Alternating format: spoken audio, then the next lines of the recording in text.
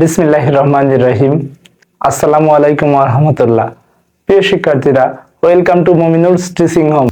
প্রিয় শিক্ষার্থীরা, এই ভিডিওটির মাধ্যমে তোমাদের নবম শ্রেণীর বিজ্ঞান বইয়ের তৃতীয় অধ্যায় অর্থাৎ আধুনিক পদার্থবিজ্ঞান এই অধ্যায়ের 3.1.1 কণা তরঙ্গের দ্বৈততা এর পরবর্তী অংশটুকু আলোচনা করব।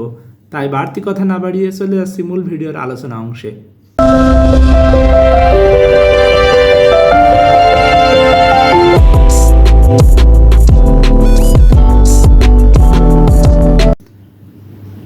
গত ভিডিওর পর অংশ থেকে পড়া হচ্ছে।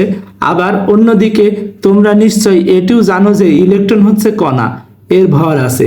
অবশ্যই ইলেকট্রন একটা কণা, তার ভর আছে, কিন্তু খুবই নগণ্য, অর্থাৎ সেটা আমরা অনেক 0.0005 এর পরবর্তী কিছু মান থাকে এমন জানি।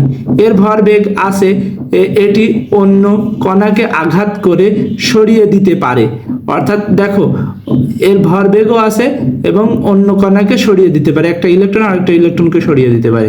মজার ব্যাপার হচ্ছে, বিজ্ঞানীরা এক সময়ে সব বিস্ময়ে আবিষ্কার করলেন যে কখনো কখনো ইলেকট্রন এমন আচরণ করে যেন এটি কণা নয়, যেন এটি তরঙ্গ। এর তরঙ্গ দৈর্ঘ্য আছে, বিস্তার আছে। শুধু তাই নয়, ইলেকট্রন ঠিক তরঙ্গের মতো ব্যতিচার পর্যন্ত করতে পারে। এটা সত্যি বিস্ময় হওয়ার কথা।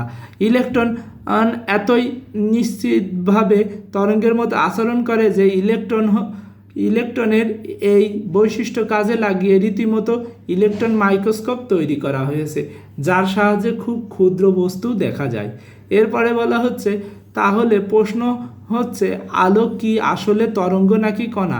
আবার একই সঙ্গে ইলেকট্রনের জন্য একই প্রশ্ন করা যায়, ইলেকট্রন আসলে কণা নাকি তরঙ্গ? উত্তরটা শুনলে তোমরা হকচকিয়ে যেতে পারো। হকচকিয়ে যাওয়া মানে কি? অবাক হয়ে যাওয়া। কারণ উত্তরটা হচ্ছে দুটোই, অর্থাৎ আলো তরঙ্গ এবং কণা দুরকম বৈশিষ্ট্যই বহন করে। আবার ইলেকট্রনও কণা এবং তরঙ্গ দুরকম বৈশিষ্ট্যই বহন করে। আলোর বেলায় বিজ্ঞানীরা প্রথমে তার তরঙ্গ বৈশিষ্ট্যের কথা জেনেছেন এবং ইলেকট্রনের বেলায় প্রথমে তার কণা বৈশিষ্ট্যের কথা। এতটুকুই পার্থক্য। এই দ্বৈত বৈশিষ্ট্যের বিষয়টি তোমাদের প্রথমে খুব বিচিত্র মনে হতে পারে, কিন্তু জেনে রাখো, এটা সত্যি, এটা সম্ভব।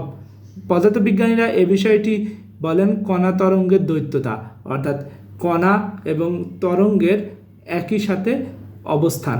অর্থাৎ এটা কিসের ভিতর থাকতে পারে? আলোর ভিতরে এবং ইলেকট্রনের ভিতরে থাকতে পারে, যেটা নিয়ে আমরা পরবর্তীতে বড় ক্লাসে আরও বেশি জানতে পারবো।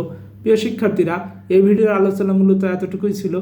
তোমরা সকলে ভালো থাকো, সুস্থ থাকো, মন দিয়ে পড়াশুনো করো। আসসালামু আলাইকুম ওয়া রাহমাতুল্লাহি ওয়া বারাকাতুহু।